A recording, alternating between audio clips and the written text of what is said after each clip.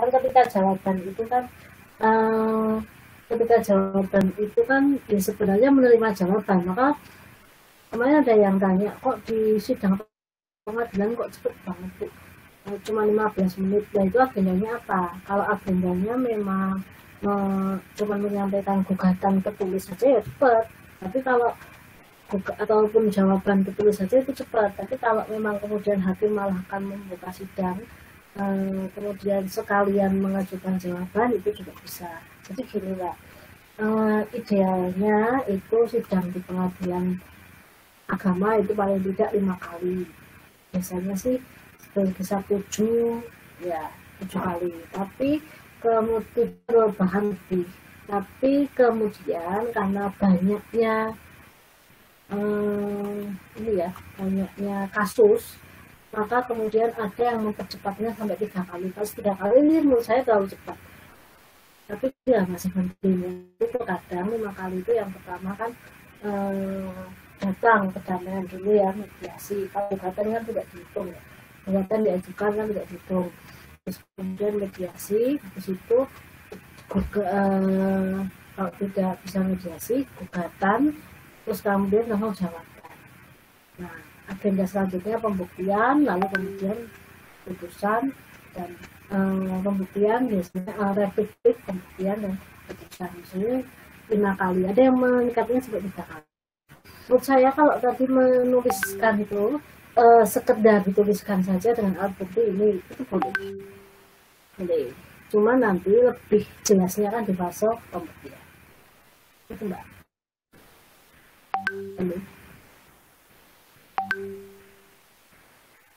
Iya Ibu, soalnya kemarin saya kan buatnya juga sekalian menyertakan gitu loh. Jadi waktu menyangkal dalilnya pemohonnya, saya juga menyebutkan bahwa ada surat-surat yang secara tertulis itu sama ada bukti saksi seperti itu. Oke, ada bukti saksi juga. Maka kemudian kalau saksi itu nanti misalkan kalau mau disebutkan bisa disebutkan, bisa Mbak, bisa disebutkan. Cuman lebih rincinya nanti di pembuktian. Ibu, kalau untuk perceraian gini, kalau misalnya saksi di bawah umur gitu gimana Ibu? Kan pasti anaknya tahu. Iya Ibu. Ya. Itu tidak boleh. Saksi itu tidak boleh di bawah umur. Karena namanya anak itu kan terkadang kita pernah nggak mendengar anak itu berfantasi gitu? Itu ya Bu, dibilang tidak reliable Iya. Jadi percaya gitu loh Bu. Iya betul. Jadi kan anak itu kan bisa kalau katakan sekarang halu lah ya. Iya halu. Nah itu wajar, fantasi atau mungkin ya kebanyakan lihat film sering lihat film kartun kayak gitu kan, kayak Doraemon nah seperti itu misalkan kan, kemudian itu akan mempengaruhi. Yang jelas memang dari sisi kemampuan berpikir belum sampai, meskipun dia tahu tapi ini kan yang namanya kesaksian itu kan ada patokan umumnya kan Mbak ya, bukan hanya untuk satu model kasus saja kan, bukan. Jadi nggak bisa Mbak. Kalau anak kecil itu ya kan yang bagus. Jadi biasanya tetangga itu kan tahu ya, kalau sampai cocok itu kan biasanya tetangga tahu. Karena kan kemungkinan yang namanya itu kan kemungkinan kan yang namanya cekcokan itu kan tidak disampaikan secara diam-diam.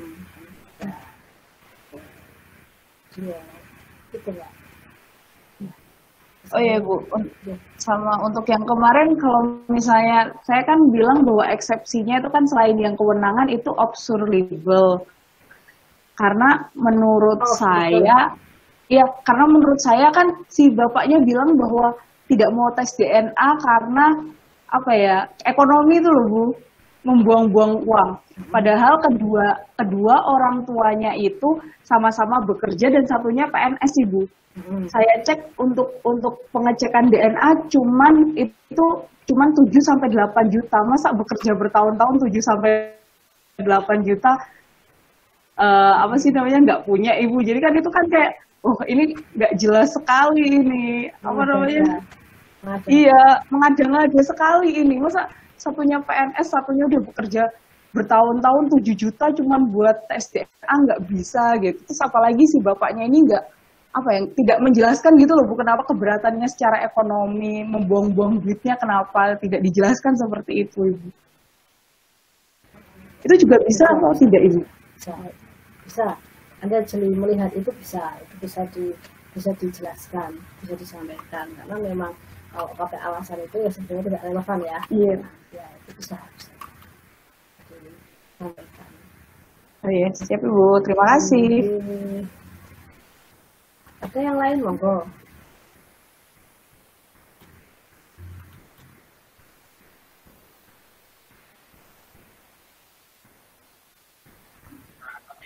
Saya ingin bertanya, Bu.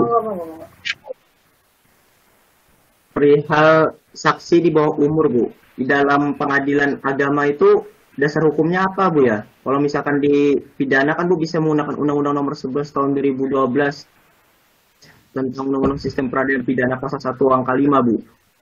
Di Undang-Undang Pidana itu bunyinya gimana kalau saya sudah tahu?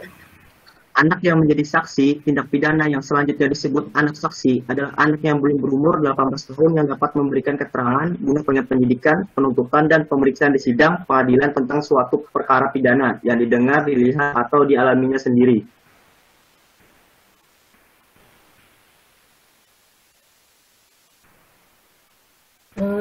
Di bawah 18 tahun gitu aja range-nya, tidak ada range-nya misalkan di usia 13 tahun gitu tidak ada. Nggak ada, Bu. Cuma seperti itu aja. Kenapa, Bu? Pernah nggak Anda tahu bahwa dalam pembuktian di bidang pidana itu menggunakan saksi anak? Belum pernah sih, Bu. Mungkin ya saya sendiri juga, saya jujur ya kurang mendalami ilmu pidana kan ya. Jadi kalau yang dimaksud dalam pidana itu adalah saksi korban, mungkin bisa misalkan kasus pelecehan seksual dalam tanda kutip itu dianggap anak-anak meskipun usia 13 tahun itu semuanya sudah balik kan ya, fungsi-fungsi tubuhnya sudah penuh, fungsi-fungsi seksualnya sudah bisa. Nah kemudian misalkan dia usia 13 tahun dia memperkosa anak kecil usia 8 tahun nah misalkan seperti itu. Nah mungkin dalam kasus itu bisa dilakukan, bisa diperbolehkan mengambil saksi anak. Mungkin saya sendiri juga tidak saya sampaikan ya, saya tidak mendalami ilmu pidana, mungkin nanti bisa disampaikan ke yang mendalami ilmu pidana apa maksudnya undang-undang tersebut. Walaupun menurut saya nanti hakim akan menilai kalau memang saksi korban itu mungkin bisa ditanya. Cuman ya tadi yang namanya anak kecil itu kan antara ini kenyataan dengan imajinasinya itu kan terkadang sulit dibedakan. Terus kemudian ya kalau saksi korban, kalau kesaksian itu untuk kasus yang lain, untuk kasus misalkan pembunuhan, itu mengambil saksi seorang anak itu riskan. Ya kalau tidak ada saksi yang lain maka bisa diambil dengan sumpah. Dan itu dikenal dimanapun, di perdata maupun pidana itu dikenal. Secara umum mengambil saksi dari anak-anak tidak diperbolehkan kecuali mungkin eksepsional ya. Jadi ada perkecualian seperti saksi korban, terus kemudian usianya sebenarnya sudah, kalau menurut sisi psikologis sebenarnya sudah bukan anak-anak lagi, misalkan usia 15 tahun gitu kan, sekarang sudah ngerti lah dia lah. Itu Mas. Ibu baik, Bu. Ada lagi yang lain? Monggo.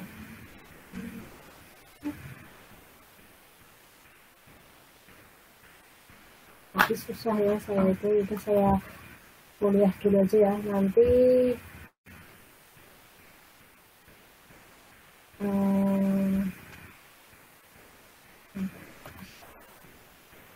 nanti yang itu saya coba saya sampaikan kalau bisa. Ini sudah jam 8.41 saya.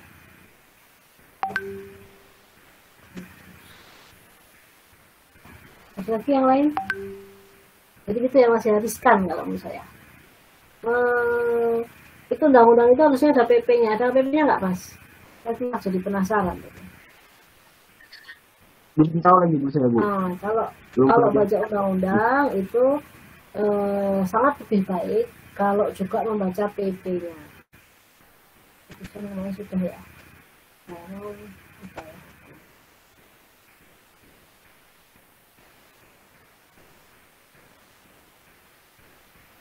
Kalau ada PP-nya itu kan lebih detail.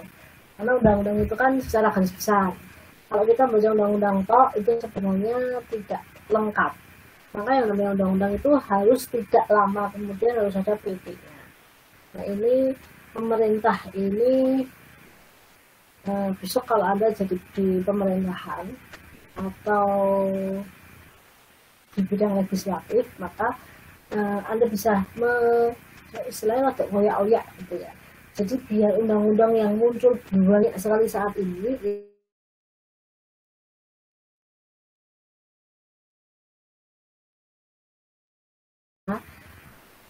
atau tidak segera muncul dalam dasarnya kan penafsiran undang-undang itu kan ada seharusnya itu pasangan atau undang-undang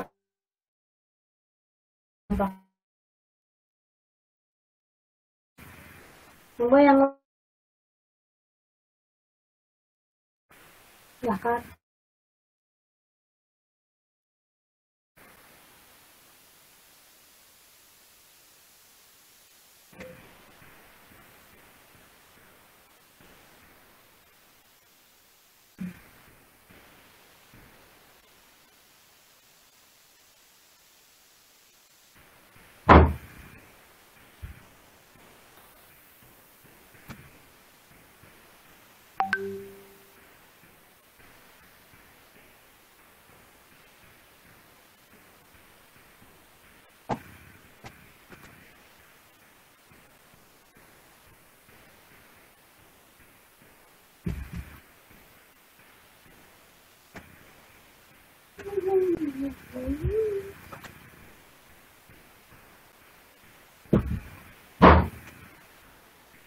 kalau saya minta membuat putusan bisa ya dari ini dari materi yang kemarin. Halo? Itu berarti cuman dapat itu Bu, gugatan sama jawaban gugatan. Pembuktian Yang dong. Oh, Kan cuma itu. Pembuktiannya sudah dikerjakan kan? Karena ada pembuktiannya nih. Memang diputusan kan isinya itu aja. yang kemarin disebutkan pembuktiannya apa saja itu kan Bu? Pembuktiannya kira-kira apa? Banyak Ibu. Ada yang tertulis, ada yang saksi bisa, ada yang pengakuan. Banyak Ibu. Pengakuannya apa? Nah, pengakuan gitunya Ibu, pemohon dan pemohon, terutama pemohon itu loh Bu, kan dia yang menuduhkan. Ya kalau dia mau mengaku. Kalau dia nggak mau mengaku, Mbak. Tapi dia kan menuduhkan Ibu, berarti dia harus berani disumpah dong Bu. Kalau nggak bisa Berarti bukan memberikan pengakuan. bukti. Anda mengatakan pengakuan terus sumpah. Berarti harusnya sumpah ya Bu ya. Nah, kalau sumpah ya sumpah. Soalnya kan, tapi kan itu belum selesai Ibu, baru gugatan sama jawaban, belum ada replik-repliknya Ibu. Nanti kalau Tidak, kawan tidak. penyangkalan gimana? Tidak. Bu? Tidak harus pakai rapid duduk, tidak apa-apa kok. Rapid duduk itu kalau diperlukan enggak. Berarti Kalau cuman memang ya, tidak diperlukan ya tidak apa-apa. iya. Berarti selesai sampai di jawaban gugatan nih, Bu. Yang Maksudnya? kasus apa kita bikin putusannya pertimbangannya sampai yang di jawaban gugatan sampai yang pembuktian itu, Ibu. Sama pembuktian yang kita berikan itu. Sampai pembuktian. Sampai pembuktian. Bukan jawaban pengaduan tapi sampai pembuktian. Iya, Ibu. Ya. Siap, Ibu.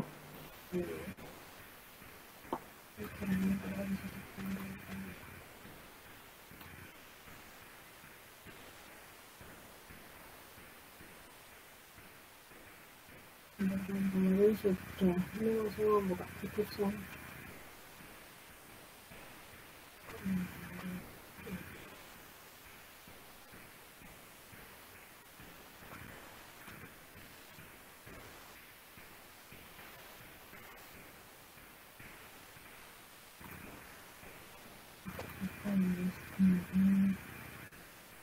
Sendiri tidak tahan. Oh, bisa kesalahan.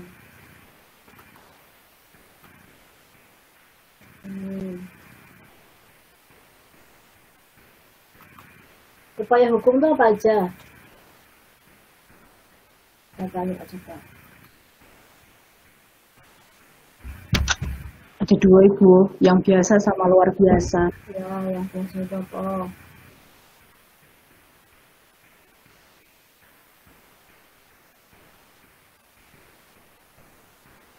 Upaya hukum luar biasa itu apa? Upaya hukum Biasa itu sama luar biasa, Ibu. upaya hukum itu banding. Ya. Banding itu kalau di pengadilan agama kemana, Mbak? Pas.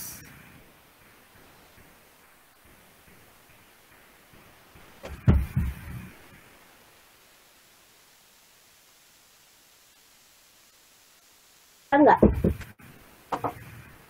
Yang saya kelihatan ya. Oke. Banding agama di mana biasanya? Kalau pengadilan agama di mana?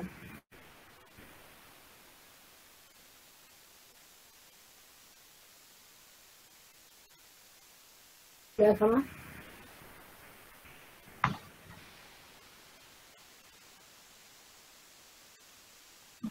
Ada ya.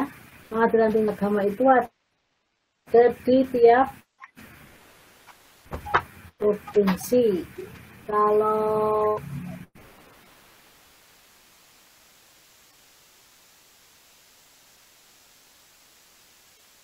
di Jawa Tengah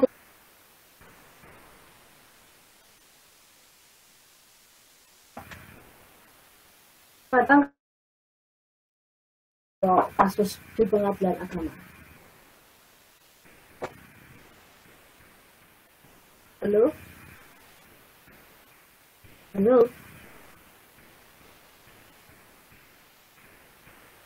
Halo, Mbak? Mas?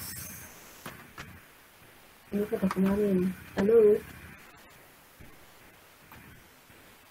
Dengarkah apa yang saya Kok kalau sampaikan? saya baca di Mahkamah Syariah, apa itu, Bu?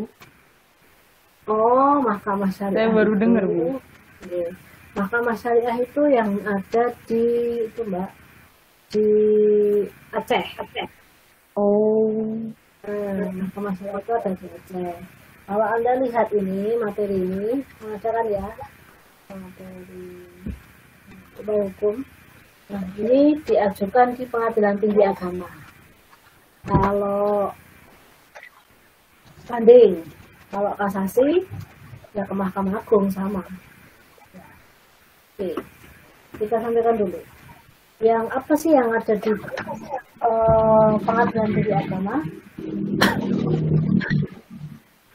Pengadilan Tinggi Agama itu memeriksa ulang perkara yang telah diputus oleh Pengadilan Agama. Jadi, apakah dimungkinkan ada sidang? Dimungkinkan. Cuman memang jarang.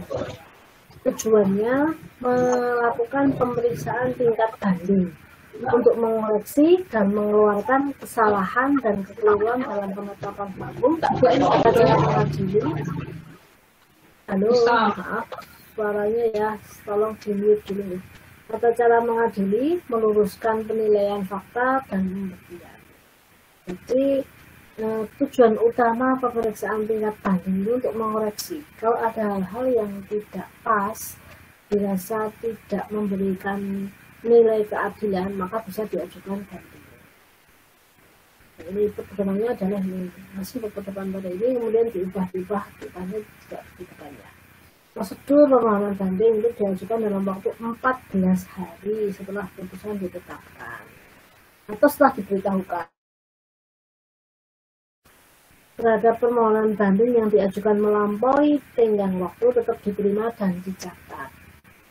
Katakan ada ini adalah ajuan banding tapi telah terlambat, gimana ini bolehkan atau tidak? Kalau bolehkan ya teruskan. Kemudian bayar panjar ya. Sudah tahu ya kenapa kok pengadilan itu harus bayar, pengadilan perdata harus bayar. Karena kan itu persoalan perdata, persoalan masing-masing pribadi. Kalau kemudian dibayari negara, ya uang negara akan keluar banyak untuk itu, apalagi Indonesia yang penduduknya 200 juta lebih. Nah, maka memang dalam aturan perdata, setiap perkara yang ingin diajukan di depan sidang pengadilan harus membayar biaya. Lah, belum tahu biaya berapa, tapi yang istilahnya. Nah ya, jika biaya banding telah dibayar lunas, maka pengadilan membuat akta pernyataan banding. Kemudian ini dalam waktu 7 hari sudah disampaikan ke pihak lawan. Yang mengajukan siapa? Bisa salah satu pihak, mau penggugat atau tergugat itu boleh. Dan kontra, ada memori banding dan kontra, memori banding yang disampaikan oleh lawannya. Kemudian berkas dikirim ke Pengadilan Tinggi Agama, kemudian diberi kesempatan kedua belah pihak mempelajari berkas perkara. Dalam waktu 30 hari, berkas perkara sudah dikirim ke Pengadilan Tinggi Agama. Nah, ini, kemudian menaksir biaya banding, ya, kemudian ini bundel A itu isinya ini, gugatan, penetapan hakim majelis, penetapan hari sidang, panggilan, relas itu surat panggilan ya, berita acara sidang termasuk replik dikti kalau ada, surat kuasa, penetapan sita, vindikator, konservator, ya, berita acara sita. Sita itu untuk menjaga. Jadi sita itu diajukan untuk menjaga agar ketika proses itu benda itu tidak beralih. Dalam kasus perkawinan itu ada namanya sita marital. Sama sih sita jaminan. Kalau dalam perkara perdata secara umum itu biasanya konservator dislah atau sita jaminan. Jadi ketika proses biar tidak beralih. Ketika proses beralih ya nanti di akhir proses sudah nggak ada apa-apa. Nah, itu kan rugi. Padahal dalam kasus perdata itu sebenarnya yang paling diminta itu adalah haknya kembali ya. Dengan kasus perdata secara umum ya, misalkan dalam prestasi gitu. Kalau ini dalam kasus ini ya agar semuanya jelas ya, seperti yang diajukan oleh Halimah ketika bercerai dengan Bambang Wijayanto yang sekarang jadi istrinya Malasari itu ya. Itu ketika diajukan perkara tersebut maka Bambang Halimah ya pintar. Kemudian diajukan sita marital dan itu diterima. B, permohonan berkas perkara, ya, permohonan banding kalau ada berita dan hasil itu disampaikan. Oke, dengan putusan kemudian diperiksa. Pada dasarnya pemeriksaan tidak pada tingkat banding tidak bersifat langsung, sebagaimana tingkat pertama. Pemeriksaan dengan cara memeriksa kembali berkas merupakan hal yang rasionalitas dan realitas. Harus dilaksanakan dengan 3 orang hakim majelis. Ya, itu. Jadi di perkara banding itu diperiksa berkas-berkas. Jadi kalau sekiranya ingin dibuktikan kembali, kemudian memanggil para pihak, itu bisa dilakukan. Oke, kemudian upaya hukum kasasi. Kasasi itu di Mahkamah Agung. Fungsinya apa toh? Kasasi adalah pembatalan putusan atau penetapan pengadilan dari semua lingkungan peradilan dalam tingkat terakhir. Mahkamah Agung bukan peradilan tingkat ketiga atau banding kedua, melainkan badan yang atau lembaga kekuasaan kehakiman yang bertugas memeriksa dalam tingkat kasasi terhadap putusan pengadilan di semua lingkungan peradilan atas alasan bahwa pengadilan tidak berwenang atau melampaui wewenangnya, bahwa salah menerapkan hukum. Ini yang paling banyak terjadi ya, salah menerapkan hukum. Hukumnya mau pakainya ini, harusnya pakainya A, pakainya B, harusnya pakainya A. Misalkan ada orang mengajukan perceraian dengan alasan tidak diberi nafkah, diberi nafkah atau tidak, istilahnya tidak sudah tidak ada kontrak lagi, atau tidak dihiraukan selama 2 tahun berturut-turut misalkan. Nah, pakai alasan seperti itu. Padahal sebenarnya itu dikabulkan dengan alasan itu dikabulkan. Padahal sebenarnya alasannya tidak pas menggunakan itu. Kalau gini misalkan, dengan alasan 2 tahun berturut-turut tidak dihiraukan, nah itu misalkan, jadi tidak ada nafkah lahir maupun nafkah batin, kemudian ditolak karena alasan itu tidak relevan, misalkan karena ternyata si suami itu ada masih dalam berikat perkawinan, tapi suami istri itu masih berikat dalam perkawinan, tapi misalkan suami itu pergi merantau dan selama 2 tahun itu memang tidak ada kabar beritanya.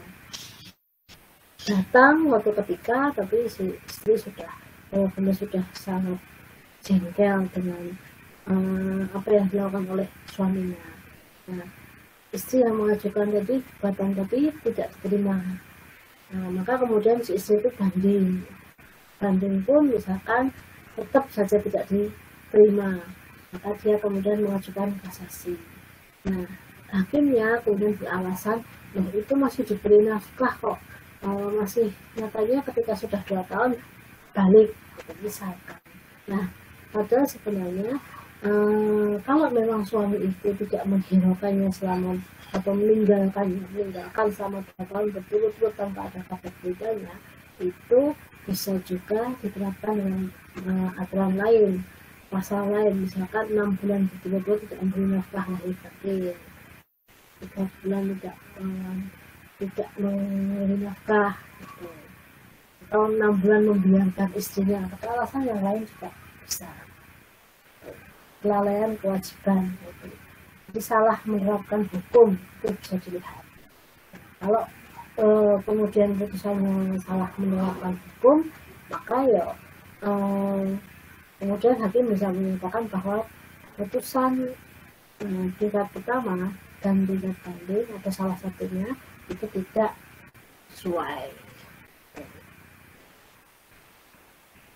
Ruang kasasi 14 hari ini ya kirim. Jadi halo, masih bisa dengar suara saya? Halo? Bisa Ibu. Oke.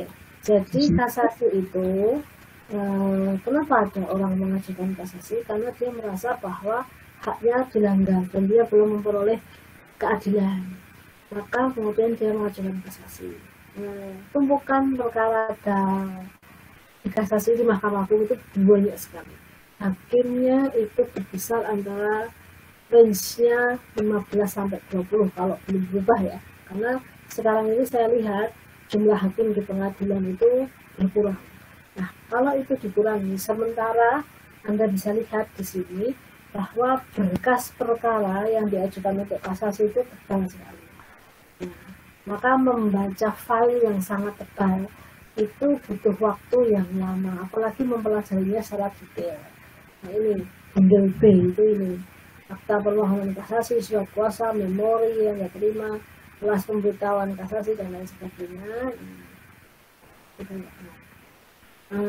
Jadi bisa sampai puluhan lembar karena dari tingkat pertama, tingkat kedua, lalu kemudian kasasi itu kan banyak aplikasinya.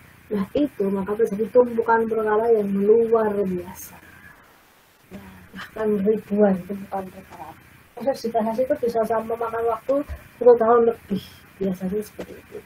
Maka kemudian Mahkamah Agung itu juga istilahnya yang dengan hal itu, dan kemudian maka meminta kepada hakim tingkat pertama, pengadilan tingkat pertama untuk mendorong orang itu untuk damai, untuk atau menyelesaikannya di tingkat pertama.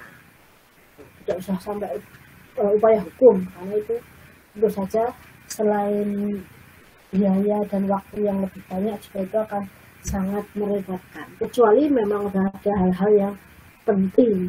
Ya, misalkan sebagaimana pemeriksaan dalam tingkat pertama dan banding, pemeriksaan dalam tingkat kasasi juga harus dilaksanakan sekurang-kurangnya 3 orang hakim. Nah, kalau hakimnya itu misalkan 15, nah, maka cuma jadi 5 majelis hakim, tapi kan itu dengan kamar perkara yang beda-beda. Semuanya kan muaranya ke Mahkamah Agung. Nah, dalam artian kalau orang mengajukan banding itu tertinggikan ke Mahkamah Agung. Ya, PN, PA, Pengadilan Militer, PTUN, Mahkamah Pengadilan istilahnya itu bisnis juga ada niaga. Nah, semuanya kan ke Mahkamah Agung. Maka yang bisa jadi hakim di Mahkamah Agung memang bisa hakim karir. Hakim karir itu yang sejak lama dia jadi hakim, jadi udah puluhan tahun mengenal, tapi bisa juga dari yang lain. Nah, dari pengacara itu misalkan bisa. Nah, padahal kan tidak semua hakim menguasai ilmu tertentu, dan itu padahal harus masuk ke situ. Itu satu persoalan sendiri. Maka ada jalan keluar lah. Siapa tahu Anda punya jalan keluar bagaimana mengatasi tumpukan perkara di Mahkamah Agung untuk kasus kasasi yang banyak banget. Nah, putusannya nanti bermakna ini bisa dalam bentuk ini: permohonan kasasi tidak dapat diterima, dan dapat diterima itu misalkan karena terkait kewenangan, permohonan kasasi ditolak, dan permohonan kasasi dikabulkan. Tidak dapat diterima dengan ditolak itu beda. Kalau tidak dapat diterima itu biasanya terkait kewenangan. Nah, ini tidak bisa kewenangan yang jadi ketika mengadili tidak Mahkamah Agung tidak berwenang menangani perkara tersebut. Misalkan itu wewenangnya Mahkamah Konstitusi. Nah,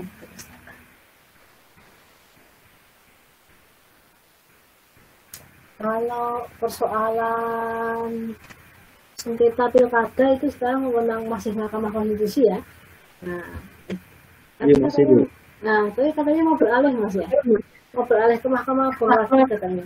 Nah, Badan Peradilan Khusus Pilkada. oh, ada badan khusus pilkada. Mau dibuat lagi. Iya di tiap provinsi tapi Bu. Oh, ini besar banget itu. Iya.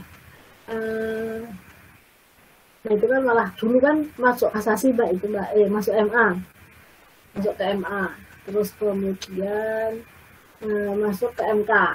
Masuk ke MK itu juga jadi persoalan karena sebenarnya MK kan memang pengujian undang-undang terkait undang-undang dasar kan kebetulan. Nah, kalau pengujian undang-undang itu di MA, nah, MA itu tugasnya banyak, ada pengujian undang-undang, dulu ada pilkada, kemudian perkara, belum perkara itu masuk, itu kan banyak banget MA. Nah, itu makanya tumpukan perkaranya bisa dibayangkan mesti banyak dan ribuan. Nah, kemudian sengketa pilkada masuk ke Mahkamah Agung, Mahkamah Konstitusi. Nah, di Mahkamah Konstitusi juga kemudian jadi tidak independen sampai ada kasus Abdul Muhtar, ya, Muhtar yang kabarnya menerima suap dari salah satu pemohon dalam kasus pilkada, masuk penjara dan lain sebagainya. Betapa rumitnya persoalan hukum di Indonesia. Sebenarnya orang Indonesia itu kalau dibanding orang Amerika itu beda. Jadi kalau orang Amerika itu sedikit karena hak ya, dia kan hak asasi. Ya dia yang dipilihkan itu hak asasi. Jadi kalau atribut haknya itu gampang banget mengajukan di pengadilan. Cuman mereka gampang berdamai, rasional. Tapi ngapain juga harus lama-lama mengajukan perkara ke pengadilan? Nanti kamu akan kehilangan waktu, tenaga, biaya yang tidak sedikit, dan itu akan mengganggu kita jamin. Ngapain juga, udah damai saja lah. Nah, mereka itu gampang berdamai. Lah, kalau orang Indonesia itu sebenarnya tidak segampang orang Amerika, tapi diajak damainya, apalagi kalau sudah menyentuh itunya. Karena soalnya di situ. Maka kenapa banyak banget perkara masuk ke pengadilan itu karena. Nah, apalagi sekarang ditambah orang itu haknya harus terpenuhi ya. Jadi hak asasi manusia itu merupakan ganda barat yang masuk ke seluruh wilayah negeri dunia ini, ya, yang sudah meratifikasi konvensi HAM, yang kemudian itu dalam tanda kutip memunculkan orang itu kemudian mudah tersinggung, marah, dan mudah menggugat ke pengadilan. Kalau dulunya kan enggak, orang Indonesia itu adem ayem, kalau ada perkara ya dirembuk bareng. Itu PR ya buat kita ya. Maka kemudian tradisi dulu itu wajar kalau mau dihidupkan. Namanya sejarah kan berulang ya, muter. Kalau sudah mentok sampai sekarang ini, orang kemudian mencari tak jadi piton deh, kok kita uripnya adem ayem gitu. Kok sekarang seret banget. Kan orang kan belajar lagi dari dulu. Nggak apa-apa kalau itu dulu, tapi dengan style modern itu tidak masalah. PK itu peninjauan hukum dengan upaya luar biasa. Kasus PK di bidang perceraian itu yang menarik dari Hamdan Halimah itu kasusnya fenomenal. Enggak ya dicari ya putusan PK kalau ada. Saya juga silakan Anda cari, saya juga akan ketemu kita bisa share di WA, kita bahas di situ. Nah, ini PK itu jarang terjadi, jarang dilakukan karena sudah syaratnya itu ini, pertimbangannya ini, perkara telah diperiksa banding kasasi, pertama banding dan kasasi telah memiliki kekuatan hukum tetap. Ini syaratnya. Dikhawatirkan ada kekeliruan dalam pemeriksaan. Sebab sifat manusia walaupun ia sebagai hakim tidak luput dari khilaf dan lalai. Biasa terjadi, yang kedua bisa terjadi pada saat perkara diputus ternyata ada unsur-unsur yang tidak sehat seperti kebohongan dan tipu muslihat, sehingga timbul ketidakadilan pada salah satu pihak yang terkait. Tentunya yang kebohongan dan tipu muslihat ini yang tipis sekali, tidak begitu terlihat, tapi makanya kalau jadi seorang hakim, saya sarankan Anda bisa jadi hakim, banyaklah mendekat pada Allah. Orang yang banyak mendekat pada Allah dengan ibadah yang baik itu akan diberi oleh Allah kelebihan. Nah, untuk hal-hal yang misalkan berbahaya itu ketika yang lainnya belum tahu, Anda harus beritahu. Jangan di situ. Jadi istilahnya kalau selama ini kita juga dapat guidance dari Allah, kita dapat panduan dari Allah, tapi kalau semakin dekat lagi itu akan semakin diberikan lagi. Dan itu juga dekat, kalau kita punya teman dekat sahabat itu kan beda dengan teman biasa. Kalau teman dekat sahabat itu istilahnya banyak hal yang kita bisa saling berbagi ya, misalkan biasa kalau pinjam uang, pinjaman barang, baju itu kan biasa. Karena sudah saling percaya, sudah utuh. Itu saja kan kita dapat kasih sayang lebih daripada sekedar teman biasa. Ya Allah juga, Allah bahkan lebih lagi. Allah itu luar biasa sayang. Maka kalau dulu ada cerita para kiai itu yang ketika didatangi seseorang yang berniat, Pak Kiai itu sudah tahu ya seperti itu. Nah, apakah tidak mungkin sekarang bisa saja, apalagi sekarang banyak godaannya. Semakin kita mendekat pada Allah, sementara banyak godaannya itu semakin lebih memberi nilai yang tinggi. Ini jangan sampai kemudian nanti jadi hakim tidak tahu ada kebohongan dan tipu muslihat. Tidak layak mempertahankan putusan yang cacat yuridis dalam kehidupan masyarakat. Nah, cacat yuridis itu cacat cara menerapkan hukumnya, cara pengadilannya. Alasan PK. adanya putusan didasarkan pada suatu kebohongan, tipu muslihat pihak lawan atau bukti-bukti palsu. Apabila setelah perkara diputus ditemukan novum bukti baru yang kemudian apa istilahnya bisa merubah itu semua. Ya, jadi kalau dalam kasus pidana ini terutama ya kalau sudah masalah hukuman mati itu yang misalkan ada seseorang, ada kasus yang fenomenal kata misalnya singkon kata itu yang dihukum mati, tapi kemudian ternyata diketahui bahwa mereka itu tidak bersalah. Maka untuk kasus pidana dengan hukuman penjara itu perlu waktu yang lama untuk mengetahui bahwa memang orang yang sudah terdakwa tadi itu tidak dijatuhi putusan yang salah. Tapi ternyata bukan, nah, novum itu bisa dimunculkan di situ. Apabila telah dikabulkan suatu hal yang tidak dituntut dan lebih daripada yang dituntut. Ya. Jadi ini usaha petikan. Apabila mengenai suatu bagian dari tuntutan belum diputus tanpa pertimbangan sebab-sebabnya. Kemudian putusan bertentangan satu sama lain, apabila dalam suatu putusan terdapat kekhilafan atau perkeliruan hukum yang nyata. Karena APK itu ada di mahkamahku, total jangka waktunya 180 hari. APK dapat diterima oleh panjat, kemudian ada panjat biaya PK. Ya, nanti ternyata isinya enggak itu sama dengan kasasi. Kemudian satu materi lagi tentang eksekusi dan lelang.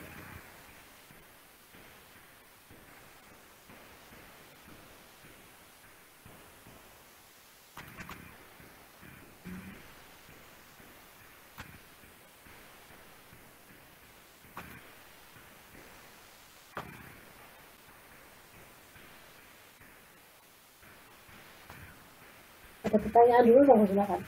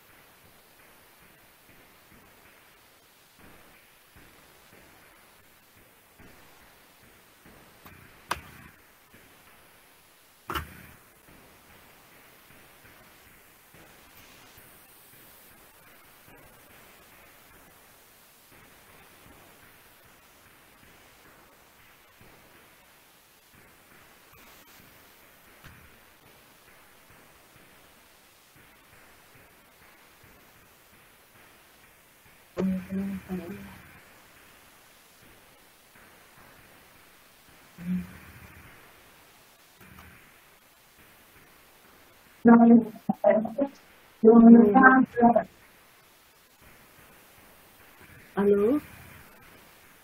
Halo Bu. Ya, halo.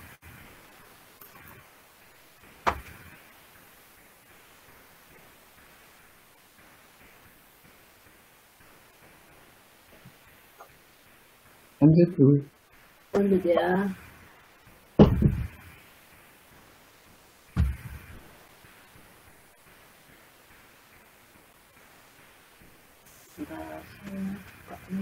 Materi eksekusi dan lelang.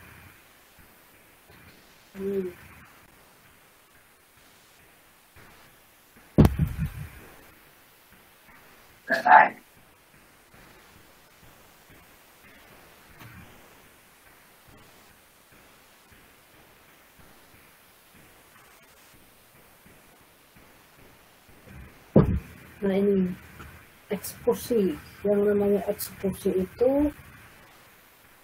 upaya paksa.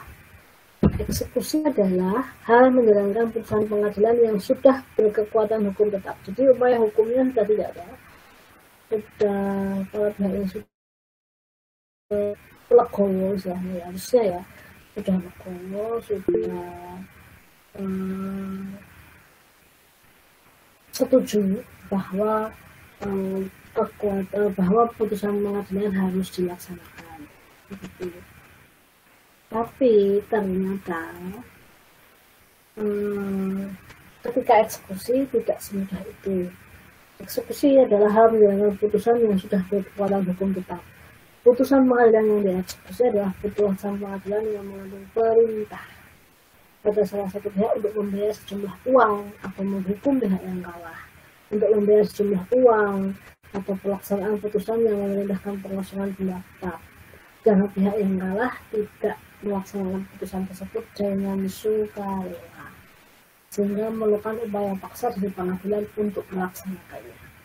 Bisa dipahami, misalkan membayar uang, menghukum pihak yang kalah, membayar sejumlah uang, pengosongan benda tetap, merobohkan bangunan, dan lain sebagainya.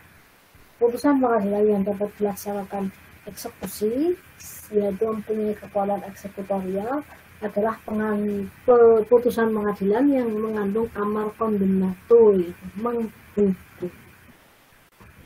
Putusan pengadilan berkekuatan hukum tetap, dijalankan sukarela, dan mengandung amar condemnato.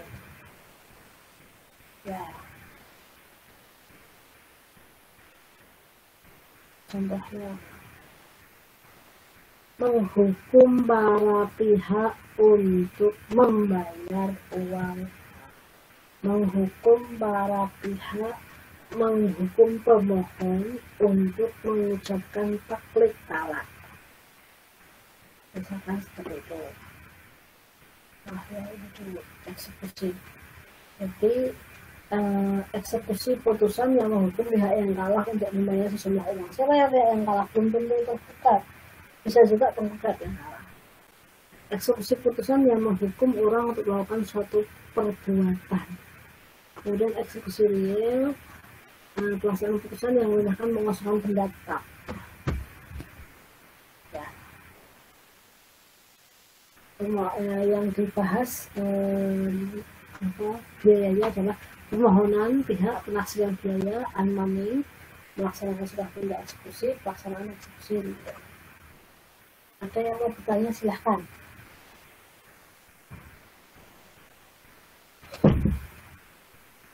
Ya, kalau lelang itu barang yang sudah dieksekusi tadi kemudian dijual. Apa maksudnya lelang? Untuk mengembalikan hak. Misalkan utang piutang, jaminannya adalah rumah. Nah, terus rumah itu dijual, di lelang, maka kemudian hasilnya itu digunakan, diserahkan kepada pihak kreditur tadi yang sudah memberikan uang. Kemudian kalau selesai ya kembalikan kepada kreditur. Pertanyaan monggo. Bu, kalau di dalam pengadilan agama sendiri kan ada lelang dan lain-lain juga. Tapi kalau misalnya kalau ada kelebihan uang kan tetap dikembalikan. Tapi kalau kekurangan bagaimana Ibu? Apakah nanti tetap dianggap hutang terus habis itu? Dianggap hutang, ya, masih dianggap hutang ya Bu. Berarti tetap dipantau berarti. Iya. Misalkan dalam kasus investasi ekonomi syariah ya, misalkan perbankan gitu ya Mbak ya. Kalau misalkan awalnya adalah murabahah itu beli jual beli gitu ya, beli terus kemudian dibayar cash sama pihak bank dan nasabah itu membayar secara cicilan, begitu dong bayarnya secara cicilan. Nah kalau misalkan rumah itu rusak setelah tidak pernah dipakai, rumah itu rusak, maka objeknya itu kan nilainya turun. Nah, padahal ini ada pihak bank yang menghendaki bahwa segera diberikan utangnya, kalau dilunasi utangnya yang sudah diperoleh. Maka kemudian kalaupun dilelang itu kurang, tetap masih berutang. Ya. Kalau berkurang kan utang Bu, tapi kalau misalnya itunya meninggal dunia juga tetap berarti turun ke warisnya Ibu ya? Kalau di Islam kan soalnya kan gitu. Turun. Jadi yang warisan itu yang diturunkan bukan yang warisan benda tapi juga warisan utang.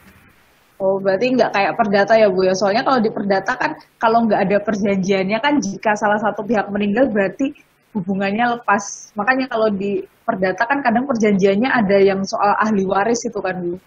Soalnya buat Apa itu. ada di perdata seperti itu apa ada? Ada Ibu, kalau di perdata Siapa kalau yang misalnya seperti salah itu? satu pihak meninggal itu bisa dikatakan itu Ibu, perjanjiannya berakhir. Itu perjanjian tertentu. Kalau utang piutang, setahu saya tidak. Tidak Ibu, soalnya kayak gitu kan makanya kayak saya kalau lihat Enggak, akte enggak. perjanjian hutang piutang kan Oh, suka ada ahli waris gitu kan Bu. Jika iya, tidak ini maka diserahkan kepada ahli waris. Nah itu kan iya. untuk menghindari putusnya Mm. perjanjian itu. Kalau perdata, misalkan perjanjiannya bukan utang piutang, Mbak. Misalkan perjanjiannya apa istilahnya? Jasa. Hmm. Misalkan perjanjian jasa. Misalkan menjahitkan baju, tapi banyak se-Indonesia, apa untuk semua menteri itu misalkan. Apalagi jas kan mahal. Nah, kalau yang misalkan penjahitnya meninggal ya putus. Nggak ada yang bisa menjahit. Kecuali memang itu tailor besar, ada penjahitnya yang lain yang bisa meneruskan, monggo. Tapi kalau enggak, misalkan yang paling bagus ya Pak itu. Nah, boleh diputus itu bisa putus. Tapi kalau utang piutang, kalau saya enggak. Oh ya. Jadi case by case ya. Jadi tidak. Kalau memang ada sih, ada yang menyatakan bahwa utang aja ke bank. Nanti kalau meninggalkan dianggap lunas. Nah itu. Itu sebenarnya asuransi. Itu sebenarnya asuransi yang digunakan untuk mengcover kekurangan. Nah, pertanyaannya, jadi kan ada bank assurance yang kemarin ramai itu Mbak ya. Iya. Pertanyaannya sekarang, kalau perbankan sekarang apakah masih mau? Kemungkinan tidak. Nggak Karena ada. sekarang, ya, karena bank sekarang kan dalam posisi yang sangat rumit Mbak. Bisnis perbankan saat ini tuh rumit banget. Jujur ya, maaf ya, ini saya tidak berniat apapun. Di rekening saya itu ada, nah itu saya dapat notifikasi WA, pesan SMS ya. Kalau kan saya pakai notifikasi bank, bukan mobil banking, tapi notifikasi ada uang masuk itu ada SMS-nya. Tapi dapat uang masuk 3 juta. Gimana uang ini? Saya bolak-balik mikir, siapa yang ngirim saya 3 juta ya? Setelah saya cek, jadi saya dapat Binapang itu 3.000 untuk rekening yang ada di tabungan itu 20 juta. Jadi saya simpan sengaja untuk memudahkan transaksi saja sih, kalau butuh apa cepet gitu aja, bukan untuk nyimpen investasi enggak. 20 juta aja sekarang bunganya itu 3.000. Jadi kan pelik banget perbankan saat ini pelik. Cuman ya memang kita butuh perbankan kan ya. Jadi saya sudah sampaikan kepada pegawai bank, jangan minta bunga bagasi, nggak ada sekarang. Minta saya nggak pernah minta ya, kalau itu deposito lama minta aja bonus. Itu gitu Pak. Kalau saya gitu. Itu perlu didiskusikan dengan dosen perbankan. Ada yang ajar hukum perbankan, ada nggak sih? Hukum perdata atau hukum perbankan? Itu Mbak. Monggo yang lainnya. Jadi gini, sebagai tambahan, putusan itu ada putusan yang tadi ya, eksekusi lelang. Itu adalah yang mengandung kondenatur. Eksekusi itu kan paksa. Jadi harusnya kan para pihak udah legowo melaksanakan. Kalau memang misalkan putusannya diminta untuk misalkan harta bersama gitu ya, ini persoalan harta bersama. Harta bersama itu belum tentu sedikit kan Mbak. Kalau pasangan komisi itu kaya kan ya banyak gitu, rame dinamika gitu ya Mas ya. Nah, kalau pihak itu mau melaksanakan dengan gampang ya enak, tapi kalau nggak mau kan kemudian salah satu pihak misalkan minta eksekusi. Nah, yang bisa dieksekusi itu adalah kata yang ada depannya menghukum, dan itu terkait kebendaan. Kalau misalkan dalam kasus itu Ahmad Dhani sama Maya itu kan kasus perceraiannya termasuk yang cukup pelik juga ya. Anak-anaknya Al-Eldor itu kan sebenarnya jatuh asuhnya ke ibunya, ke Maya. tapi Maya sampai beberapa bulan itu tidak bisa ketemu anaknya. Di istilahnya anaknya itu sudah diasuh oleh Dani. Nah, Dani nggak mau melepaskan. Karena merasa itu tanggung jawabnya. Padahal putusan pengadilan itu ke Maya. Apakah kemudian bisa dieksekusi? Anak-anak nggak bisa. Anak-anak nggak bisa dieksekusi. Yang bisa dieksekusi itu benda. Misalkan dalam kasus perdata biasanya gampangnya saja. Misalkan rumah, ada rumah. Jadi saya mengetahui ada rumah itu yang dibangun di tanah milik orang lain sengaja. Nggak tahu kalau itu kok ya sengaja nih kok yang ngedeni gitu. Jadi ada rumah tanah kosong bangun saja dibangun. Nanti akhirnya kalau sudah dibangun nanti dicarikan sertifikat itu gampang. Nah ternyata pemilik rumahnya tahu, ini tanahku kok dibangun kan rame ke pengadilan. Nah eksekusinya meminta untuk dibongkar bangunan yang sudah ada itu dibongkar. Kalau nggak mau dibongkar ya eksekusi. Sebenarnya kan harusnya ada niatan baik bongkar, tapi kalau nggak mau ya bisa melakukan eksekusi. Makanya dia eksekusi itu rame itu enggak.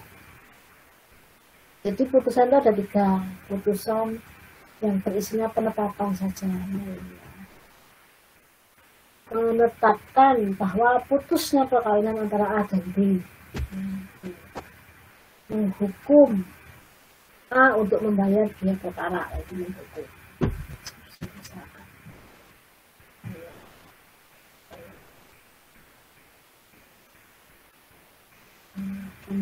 Poin.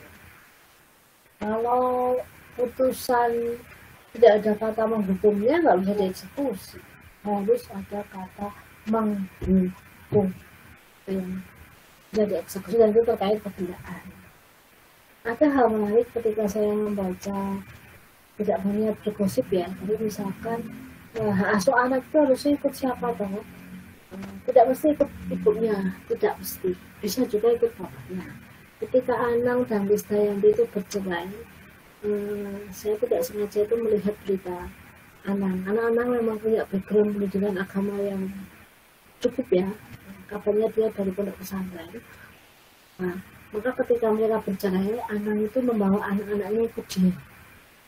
Asuh anaknya diminta oleh anak dan diperjuangkan oleh anak. Anang berpikir begini, kalau anak-anak itu nanti ibu-ibunya, sementara ibunya menikah lagi, maka anak-anak itu akan istilahnya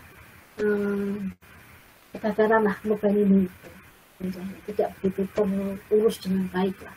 Karena memang si istri itu kemudian dia harus memberatkan suaminya. Tapi kalau anak-anak itu ikut bapaknya, kalaupun Anang itu menikah lagi, tetap tanggung jawab itu ada pada ayahnya. Ternyatanya memang kemudian anak-anak itu lebih, anaknya Krisdayanti dan Anang itu lebih memilih kepada anak. Itu enggak? Mas, itu tambahan saja.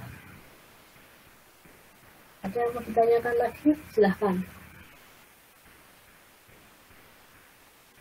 Jadi susah ya saya menunjukkan ya. Nanti bisa saya foto, tapi itu sudah bagus. Contohnya yang disampaikan Mas Julian itu misalkan dalam eksepsi ya, saya bacakan ya.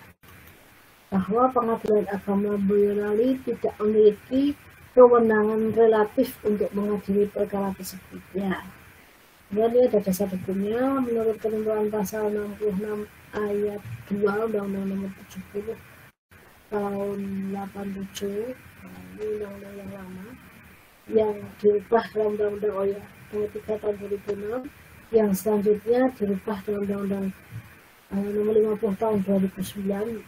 Saya tidak mau disampaikan ya undang-undang yang semuanya perubahannya, tapi relevan saja. Undang-undang 50 tahun 2009 itu sedikit banget kok perubahannya.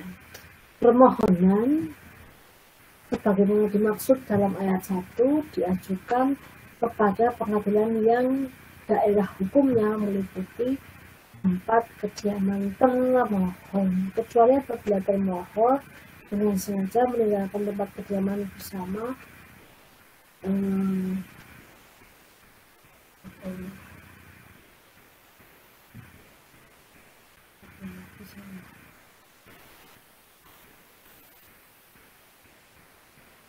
Kejahatan tanpa izin pemohon. Nah, bisa diajukan di tempat pemohon kalau memang bisa diajukan di tempat pemohon kalau pemohonnya nggak jelas. Tapi kalau pemohonnya jelas, maka diajukan di tempat keterangan pemohon. Jadi eksepsinya ini eksepsi kompetensi relatif. Kalau tadi ada yang mau menambahkan eksepsinya obscurable, ya itu bisa saja. Eksepsi obscurable karena gugatannya itu tidak relevan. Apa yang keberatan tadi disampaikan di konvensi, Mbak. Jadi yang dilakukan yang masa PNS kalau bisa tes DNA, itu kan nggak masuk akal. Itu bisa disampaikan di konvensi, bukan di eksepsi. Bisa. Nah, ini tadi sebagai dasar hukum untuk menyatakan berdasarkan hal tersebut sudah sepantasnya pemohon mengajukan permohonan di Pengadilan Agama Sawatibau.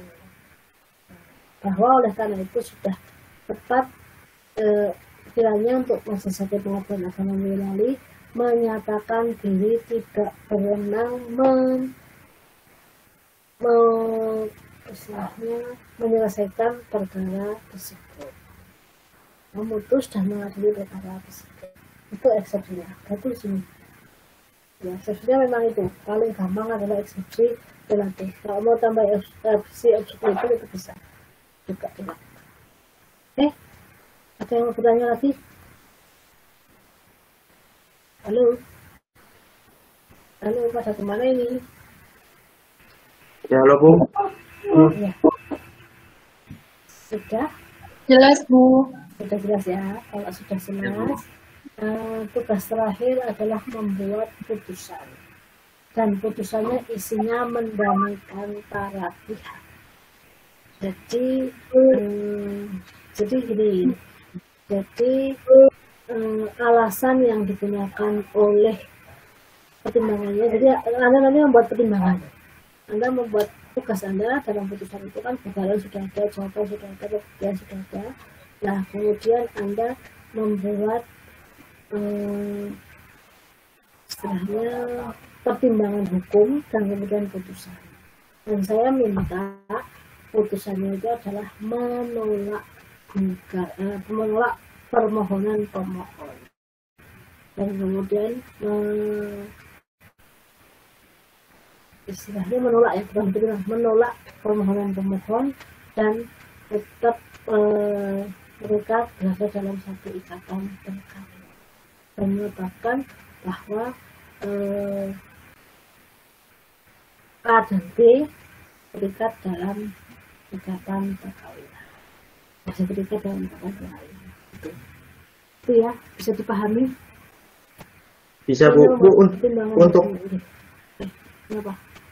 Untuk soalnya yang kemarin juga Bu berarti Ya, Bu. yang di gugatan, yang di soal jawaban, yang di soal jawaban gugatan. Kalau gugatannya sudah ada kan ya? Gugatannya sudah ada. Jawabannya Anda sudah buat, pembuktiannya Anda sudah buat. Ya sudah, Anda tinggal membuat pertimbangan hukum dan putusannya.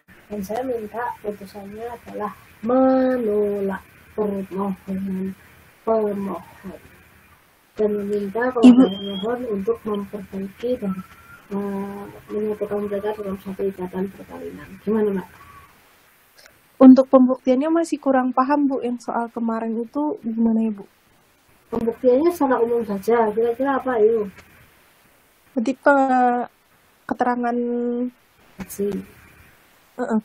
Nah, saksi Anda bisa pilih, nggak boleh anak kecil ya. Berarti saksinya bisa yang tetangganya depan rumah itu, Bu? Boleh, Pak RT boleh. Boleh. Ya. Kalau saudara juga boleh, pembantu juga boleh. Gimana? Kalau DNA berarti enggak, Bu, ya, karena si pemohonnya nggak mau. Ya, tapi hakim misalkan meminta ya nggak usah DNA nggak apa. Tapi kalau hakim meminta DNA, terus kemudian hakim bisa meminta gini, nggak usah pakai DNA nggak apa-apa. Tapi gini, itu tidak relevan, penolakan itu tidak relevan karena si pemohon juga nggak mau tes DNA kan. Kalau akta anak yang baru lahir itu, Bu? akta kelahiran ya digunakan sebagai saksi dan bukti. Iya. Akta Ya, kelahiran kan yang terakhir akta- sama surat dokter anak yang sakit berarti, Bu. Ya. Misalkan seperti itu. Iya, masih Bu. Ya, misalkan Anda mau tambahkan keterangan ahli juga boleh bahwa tidak relevan penolakan itu. Kalau mau tahu, loh kan sudah lama tidak, maaf ya, sudah lama tidak bertemu kok kemudian hamil. Kan kehamilan itu bisa diketahui setelah beberapa bulan selanjutnya. Tidak langsung 1 bulan. Tidak mesti. Kan begitu. Itu Mbak. Terima kasih, Bu. Jadi biar Anda jeli melihat kemungkinan. Anda bisa, saya yakin Anda bisa. Tugas dibuat, dikumpulkan akhir pekan ini ya. Jadi ini Jumat ya, Iya, semua Bu. Jumat. Jadi biar Anda tidak mau mengganggu Anda untuk tugas yang lain atau mungkin persiapan ujian yang lain. Itu saja, saya kira sudah cukup. Ditulis seperti biasa kan, Bu ya? Seperti biasa. Kenapa saya minta ditulis? Agar Anda punya pengalaman menulis itu. Itu akan lebih mengikat. Menulis itu kan mengikat makna. Oke. Jadi tambahkan pertimbangan hukum dan putusannya. Bu, mau bertanya Bu, Ini mau. kalau untuk persangkaan itu apakah dari termohon atau pemohon Bu? Untuk apa? Persangkaan. Oh, persangkaan. Tidak. Persangkaan itu dari hakim, Mas. Nggak perlu pakai persangkaan. Oh, jadi persangkaan itu perasaan hakim Itu Bu? hakim. Hakim. Persangkaan dari hakim boleh digunakan. Kalau Anda mau menambahkan persangkaan itu boleh. Dari hakim atau dari undang-undang.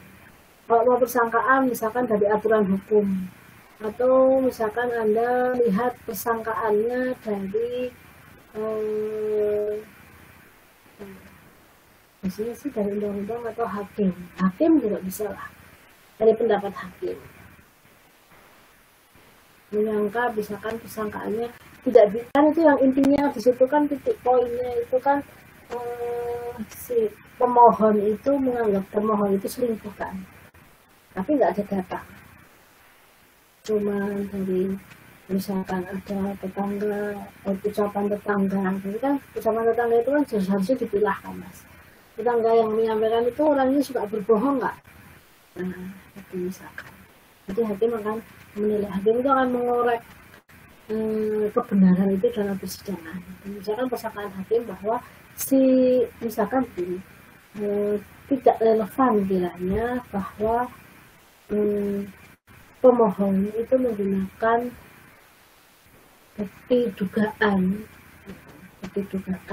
yang berasal dari ucapan tetangga yang ketika hakim meng-cross-check dan ketika hakim menanyakan soal si A, si saksi itu bukan saksi ya, tapi yang memberikan keterangan itu ternyata orang yang memang tidak bisa dipercaya karena memang suka berbohong, suka dusta misalkan.